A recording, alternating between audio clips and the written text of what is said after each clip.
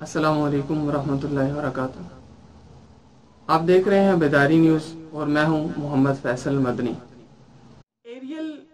کی کمرشل آنے سے قبل پاکستان کی پروڈکٹ ہے سنو وائٹ واشنگ پاؤڈر، ان کی آپ کمرشل دیکھیے اور اس کے بعد ایریل کی آنے والی کمرشل کے ساتھ آپ اس کو کمپیئر کیجئے تو آپ کو سمجھ آئے گا کہ یہ باقاعدہ پلاننگ کے تحت ایک کام کیا گیا ہے۔ اب بات تو یہ ہے کہ ہمارے سامنے ٹی وی کے ذریعے یا مختلف ذرائع سے ملٹی نیشنل کمپنیوں کی ایڈ اور ان کی ایڈورٹائزنگ کی جو تشہیری مہم ہے وہ پہنچ جاتی ہے، کیونکہ وہ بہت بڑی انویسٹ کرتے ہیں، لیکن اس کے اندر بھی وہ اسلام، شاعر اسلام اور اسلامی تعلیمات کا، اسلامی تہذیب کا، اسلامی ثقافت کا مزاق اڑانے کی کوشش کرتے ہیں۔ اور ایریل صرف کا یہ سلوگن تھا کہ یہ جملے داغ ہیں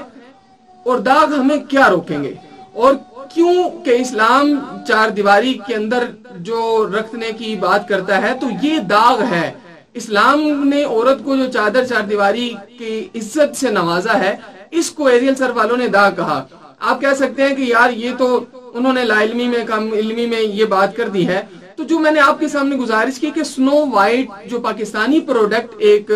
واشنگ پاؤڈر ہے، ان کی کمرشل کو آپ دیکھیے تو اس کے اندر بھی انہوں نے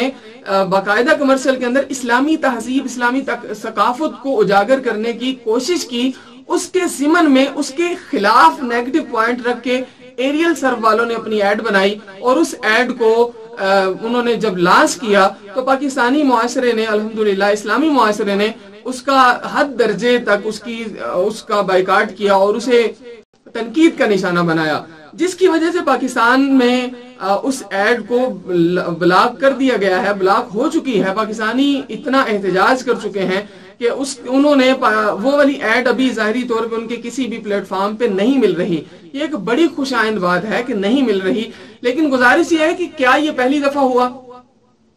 کیا ایسا انہوں نے پہلی دفعہ کیا؟ نہیں، یہ دھکے چھپے الفاظ میں ملٹی نیشنل کمپنیاں جو ہیں یہ بار بار اسلام پہ بھونک رہی ہیں، بار بار اسلام کے خلاف یہ اپنی آواز مختلف ذرائع سے وہ اٹھاتی رہتی ہیں، لیکن ہمارا مسئلہ سب سے بڑا یہ ہے کہ ہم بھول جاتے ہیں۔ ہم آئے روز ان کی گستاخیوں، بے ادبیوں کو کسی نہ کسی زاویے میں رکھ کے بھول جاتے ہیں اور کہتے ہیں یار چلو کوئی بات نہیں، جدھر کوئی لگا ہے لگا رہنے دے۔ اس سوال کا جواب میں آپ سے کہنا چاہوں گا، اگر یہ بات مان لی جائے کہ جہاں کوئی لگا ہے لگا رہنے دیا جائے، تو کیا پاکستان کا کوئی ادارہ اپنے منشور دستور میں اپنے دفتر کے اندر یہ سلوگن لگا سکتا ہے کہ جہاں کوئی لگا ہے لگا رہنے دے؟ اور کیا کوئی کمپنی، کوئی انڈسٹری اپنی مزدوروں کو یہ چھوٹ دے سکتی ہے کہ جو جہاں لگا رہنے دیا جائے گا اسے ہم کچھ نہیں کہیں گے؟ حقیقت میں آپ کا جواب یہی ہوگا کہ ایسا نہیں ہو سکتا، کوئی ملک ایسا نہیں چل سکتا، کوئی قوم ایسا نہیں چل سکتی، کوئی فیکٹری، کوئی انڈسٹری اس سلوگن کے اوپر نہیں چل سکتی۔ تو پھر اسلامی معاملات میں جب بات آتی ہے تو یہ کیوں کہا جاتا ہے جہاں کوئی لگا ہے لگا رہنے دیا جائے؟ تو بات سمجھ لیں کہ یہ خوبصورت نعروں کے پیچھے دراصل اسلام اور اسلامی تعلیمات کا مذاق اڑانا یا اسلام کے بارے میں دفاع کرنے والوں کا منہ بند کرنا ہے، اس کے علاوہ اور کچھ نہیں ہے۔ تو ایریل سرو کے بائیکاٹ کے ساتھ ساتھ آپ سنو وائٹ کی تشہیری مہم کو دیکھیے اور آپ کو سمجھ آئے گا کہ پاکستانی پروڈکٹ اگر میدان میں آ رہی ہیں تو ان کا سلوگن بھی بہت اچھا ہے۔ تو پاکستانی پروڈکٹ کا استعمال کیجئے، اور اس کے ساتھ ساتھ جتنی بھی ملٹی نیشنل کمپنیاں ہیں ان کا بائیکاٹ کرنا یہ میرے اور آپ کے اوپر یہ واجب کے درجے میں اگر کہیں تو آ سکتا ہے کہ انہوں نے اپنی پروڈکٹ میں کمانے کے بعد یہ پاکستان اور اسلام کے خلاف اپنی پیسہ خرچ کر رہے ہیں، جبکہ پاکستانی پروڈکٹ والے یہ پاکستان کے دفاع، پاکستان کے ساتھ ساتھ کسی نہ کسی زاویے میں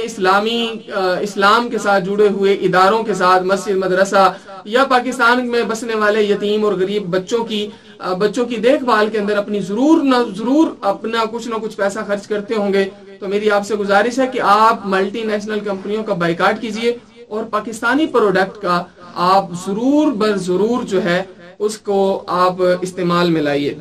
اس امید کے ساتھ اجازت چاہوں گا کہ آپ کو میری یہ چھوٹی سی